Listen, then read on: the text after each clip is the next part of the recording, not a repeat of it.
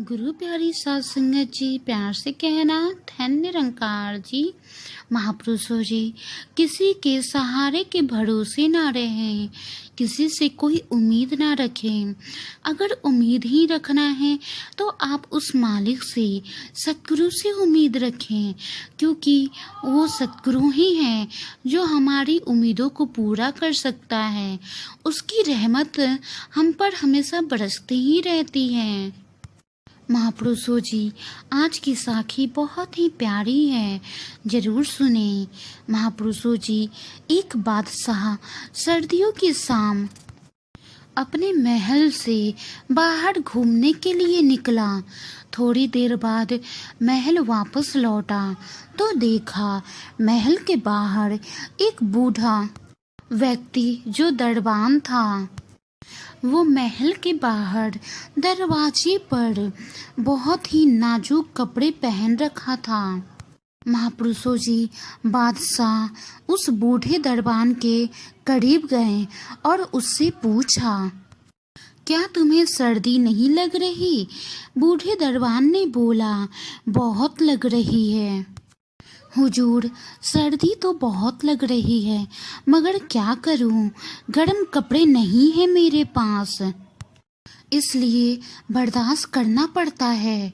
और मैं एक दरबान हूँ, मैं छुट्टी लेकर घर पर भी नहीं बैठ सकता, क्योंकि इसी नौकरी से मैं 2 वक्त की रोटी कमा पाता हूँ।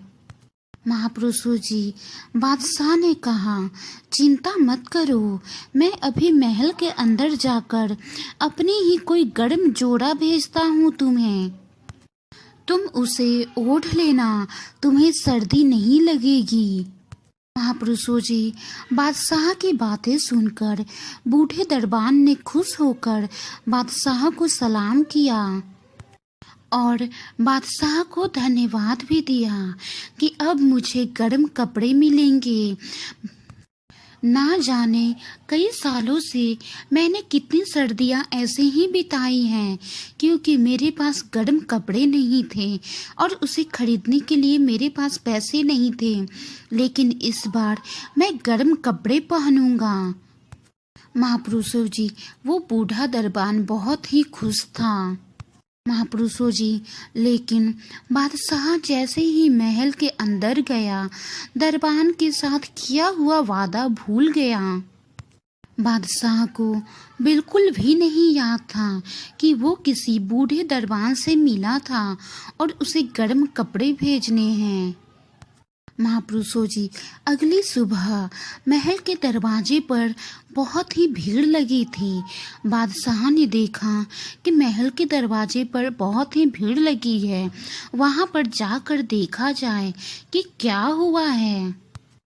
जब बादशाह महल के दरवाजे पर पहुंचा तो देखा उस बूढ़े दरबान की अकड़ी हुई लाश मिली और करीब में ही मिट्टी पर उंगलियों से लिखी गई थी, मेरा बादशाह सलामत।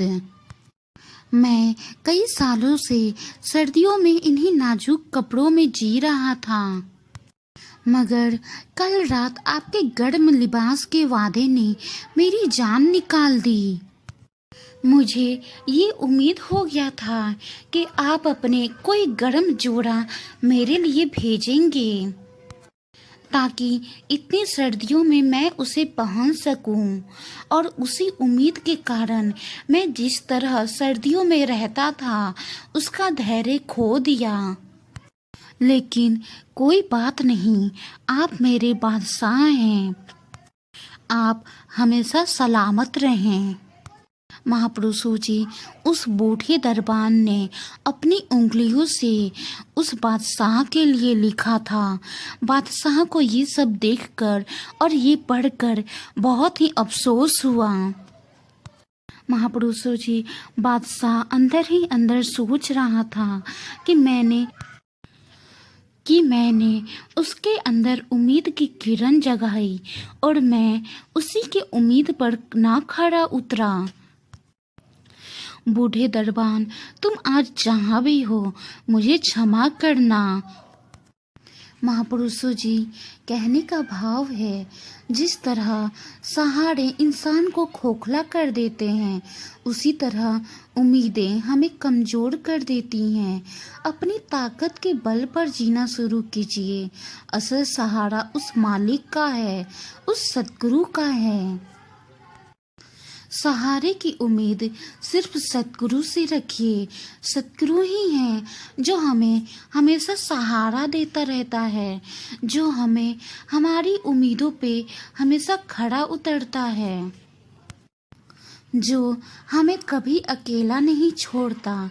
सतगुरु ही है जो रहमतों की बारिश हम पे लुटाते रहता है, जो जीवन जीते जी भी हमारे साथ है और मरने के बाद भी जिसकी रहमत हमको कभी भी तन्हा नहीं छोड़ती। महापुरुषों जी, इसीलिए कभी भी सहारे ना तलाशें और किसी से बहुत ज़्यादा उम्मीद भी ना रखें। अगर उम्मीद रखना भी है, सहारा तलाशना भी है, तो वो सतगुरु का ही तलाशें, सतगुरु से ही उम्मीद रखें, क्योंकि उन उम्मीदों पे वही खड़ा उतर सकता है। महापुरुषों जी, वाणी में कोई त्रुटि हो तो बख्श लेना जी। आपको ये साखी कैसी लगी, कमेंट बॉक्स में ज़रूर बताएं। अगली बार एक और साखी के साथ आप जी से मुलाकात होगी। गुरु प्यारी सात संगत जी, प्यार से कहना धन्य निरंकार जी।